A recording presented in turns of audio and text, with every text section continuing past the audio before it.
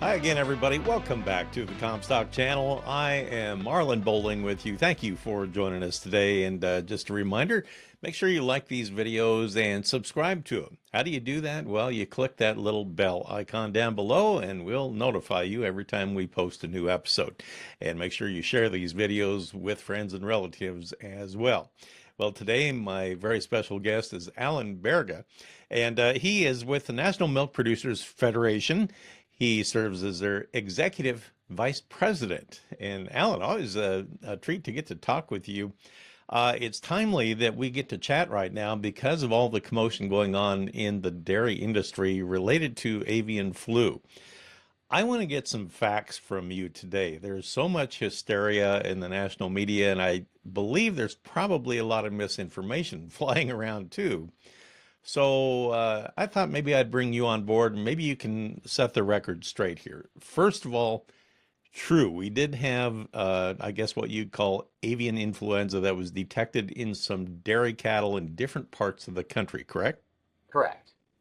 All right, so give me an idea.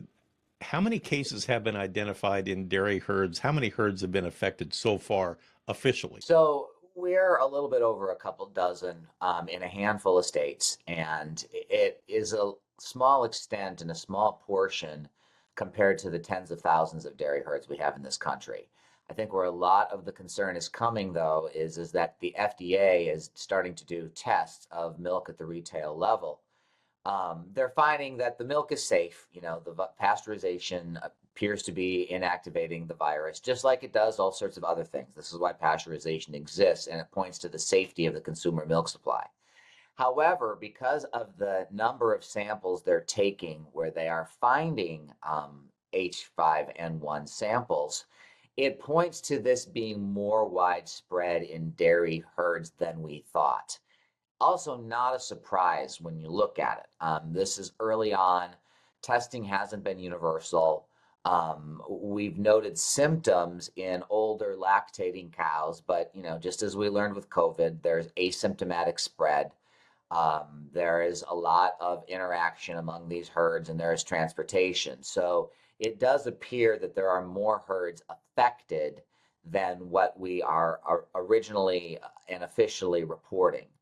This doesn't make a difference in terms of consumer health because, again, we have pasteurization.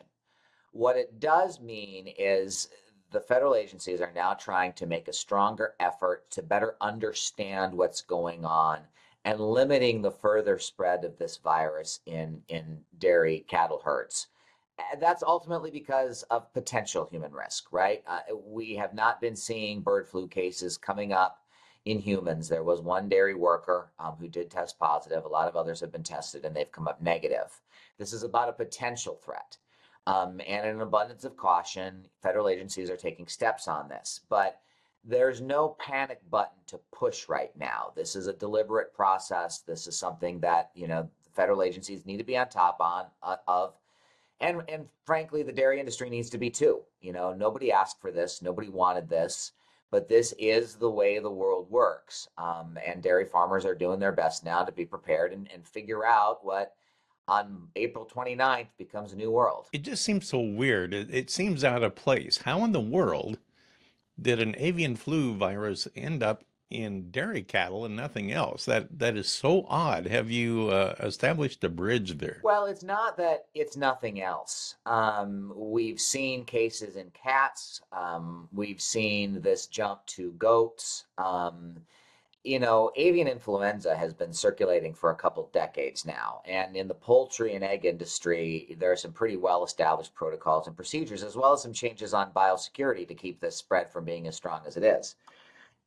It's something that's new for dairy cattle now. And the fact that this has moved into dairy cattle along with some other species, that's a big interest in the public health community because the more species you have it in and the more animals it's in, obviously it just adds the odds that they can spread to people. Bovine to human, that sort of a jump is still would be pretty unusual. But there's a concern, for example, that this could move to pigs.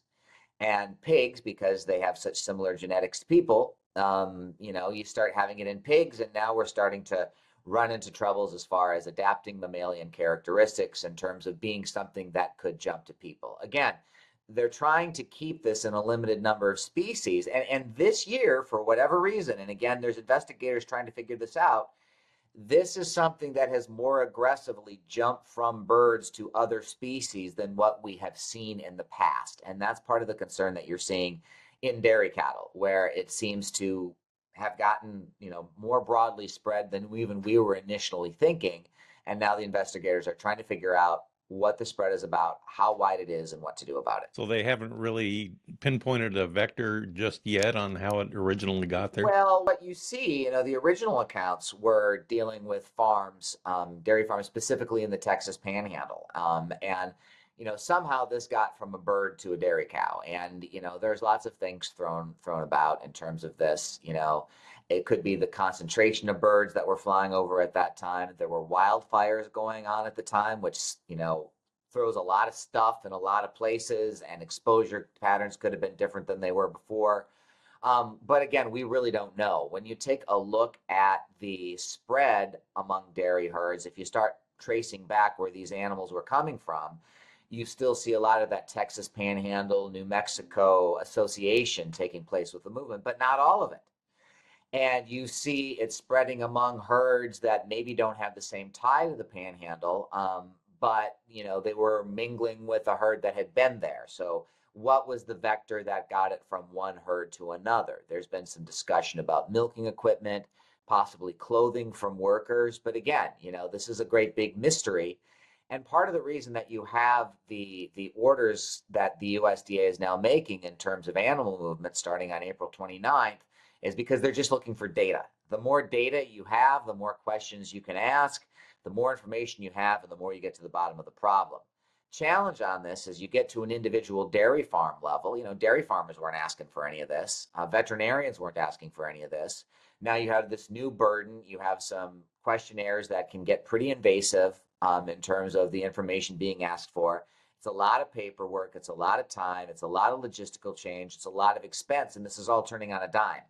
And these are some of the challenges that the industry is facing right now. Okay, I heard, of course, the government reported that it had detected avian flu virus in samples of retail milk. From what I understand, the stories in the national media say that it was nationwide. Is that true? And just how widespread is that? It's Because been I'm sure found, the milk all gets commingled, right? yeah, it's been found in a lot of different parts of the country. The prevalence is greater in areas where cases have been reported. But milk goes into tankers, it gets pasteurized, it gets sent to a lot of places nationwide. So this isn't really a shocking revelation as far as what was going on.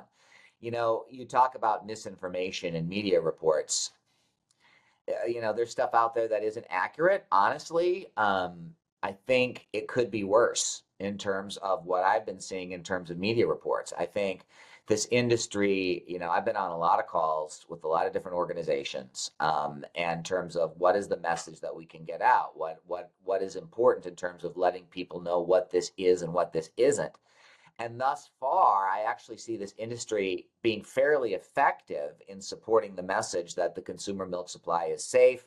There is an animal health concern. There is a potential human health concern, but we have to be very clear about what the major concerns are and what may start moving more into the realm of speculation.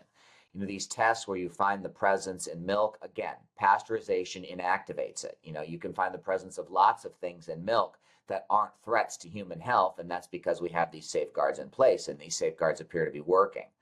But as far as samples being found in many different parts of the country, this is a reality of how the system works, and people aren't going to want to go to an all local, not with the same safeguards type system as opposed to what is in place now. But indeed, because of the way this stuff works, things show up in different places. I'm glad you brought that up. I just have to wonder, with modern technology and testing methods have become so sophisticated and so overly sensitive now, I almost have to wonder if maybe this hasn't been there all along and we just had never looked for it before. There's certainly that train of thought, but again, these cases have been showing up just in these last few weeks. And I even remember earlier days in March when there were some first anecdotal reports of, hey, there's some cows getting sick, and this is sort of strange. Um, it's an unusual bit of behavior. Is it possible that 15 years ago some cow had got HPAI from a bird and nobody noticed it? It certainly is. We don't know all of that. But there is something different going on this year. I don't think anybody is disputing that, just in terms of the extent. Now that we're watching it, yeah, you're right. You see things when you look for it. But we were looking for it because people started seeing strange things going on, and there is a reason to believe that this year's situation is unique. What about the dairy producer? How is the health of the cattle that have become infected? Are they taken out of the milking pool? Are they dying? Are they healthy? Just temporarily sick? Yeah, and that's one of the interesting things, about HPAI is that it manifests its way in different animals. One of the first questions when this broke was people who are used to hearing about birds and how, an entire poultry barn will be depopulated when this is found.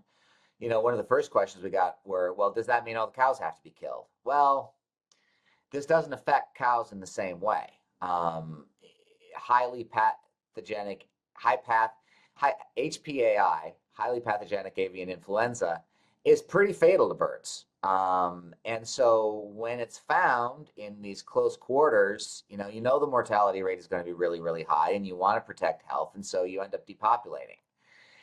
With the cows, when these reports came in, and this was kind of part of the reason why high path wasn't necessarily the first thing people thought. The illness is pretty mild. It's a flu, right? It's the bug that's just going around. And because of that, these cows would get sick, they'd stop producing milk, or the milk would be really low quality. Regulations, require that when cows are sick, you separate them, their milk doesn't go into the food supply. But then after a couple weeks, they were getting better again. Cows are not dying from this. If there's mortality associated with this, it's probably some cow that had a lot of other health problems too.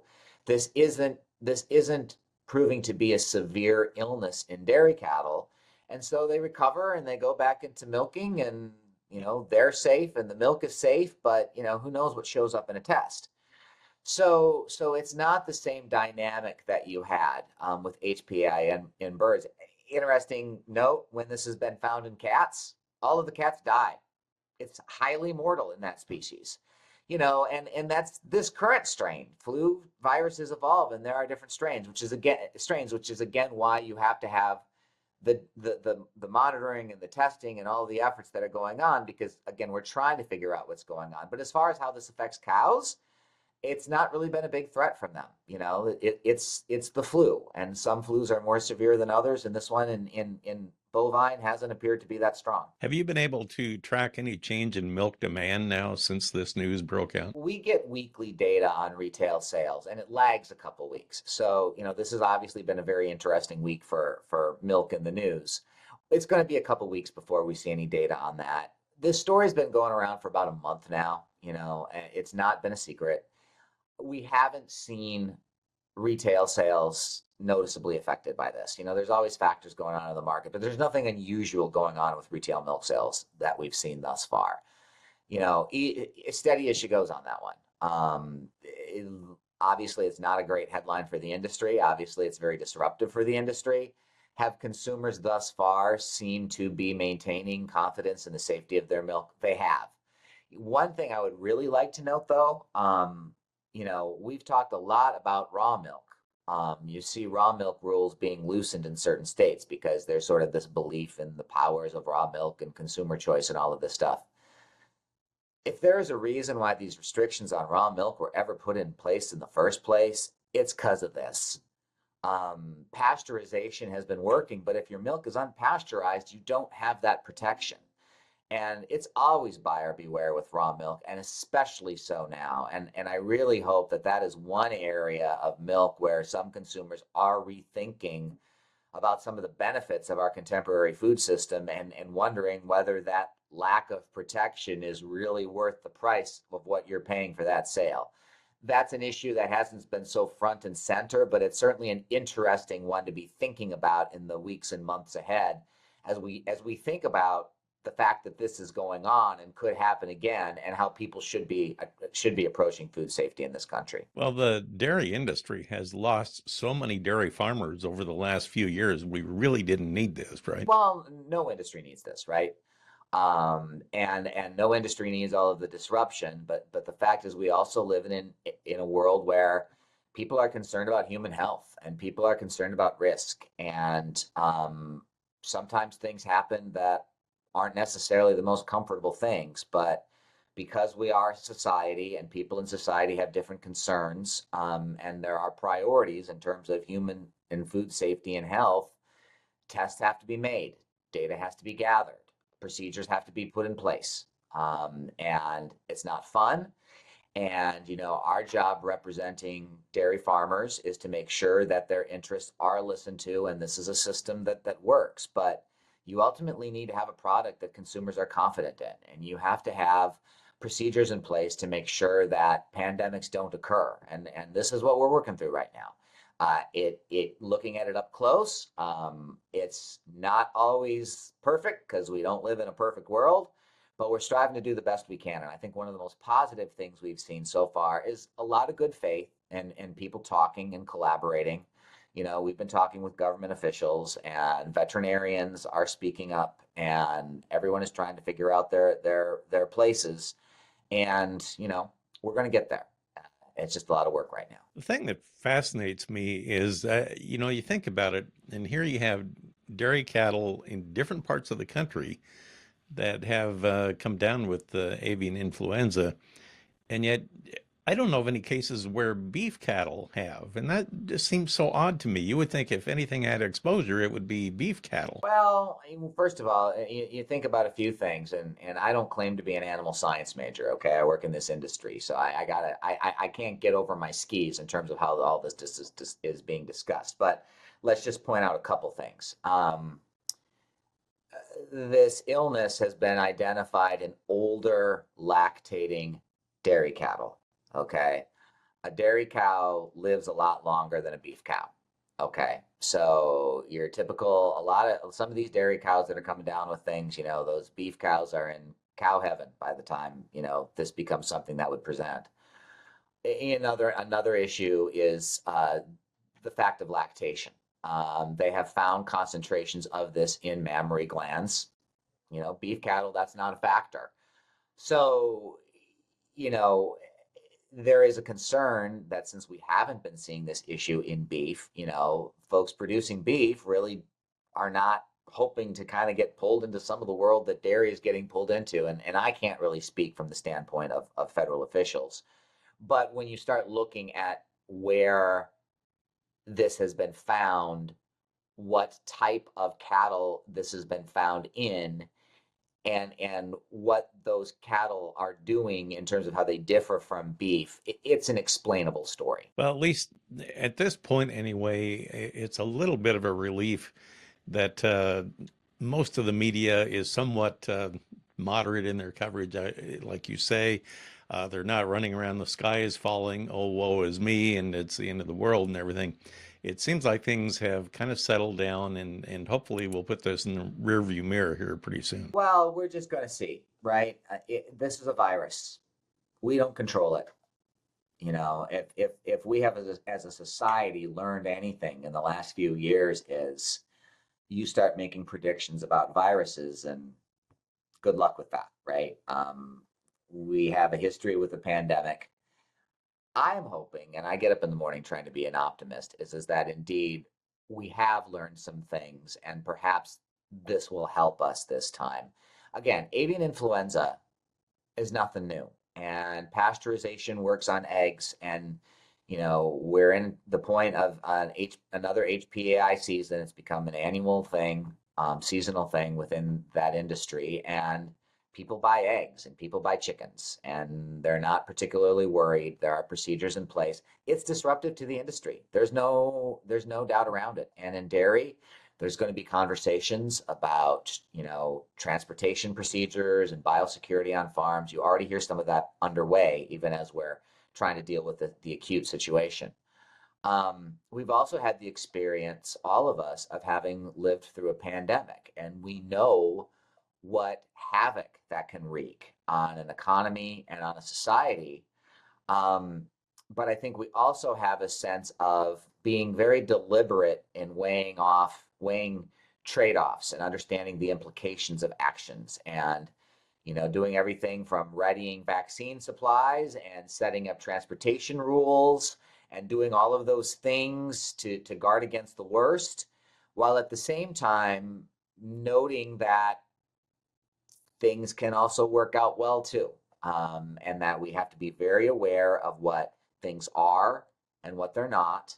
And we have to, keep calm and carry on, right? That's what all those posters always say. And this is particularly a good moment for that. Alan, I really enjoyed talking with you. Thank you. I know you've been very busy with the outbreak and everything and covering all the details of it, but thank you for taking a little time to talk with us. I sure do appreciate it. And hopefully we have better things to talk about maybe next time when we meet. So Well, wish you all the best. things could look very out of date, in the next few weeks or such, but consumer milk is safe. There's nothing going on that makes you think that that is going to change. Dairy farmers are responding to this crisis in collaboration with veterinarians and state and local and federal officials. There's a lot of conversation. Whatever happens, in terms of the strength and well-being of the dairy industry, we're doing everything we can, and whatever does happen, hey, we are trying, and we will see this through. Well, I'll toast you with a glass of milk, and thank you I again appreciate for. it. I hope it shows up in the stats in a couple weeks. I thank you for talking with us. Alan Biergat, now he is the Executive Vice President of the National Milk Producers Federation, joining us today. That'll do it for this episode. For producer Brianne Hendrickson, I'm Marlin Bowling. We'll catch you next time on the Comstock Channel. Thanks for joining us on our Comstock YouTube channel.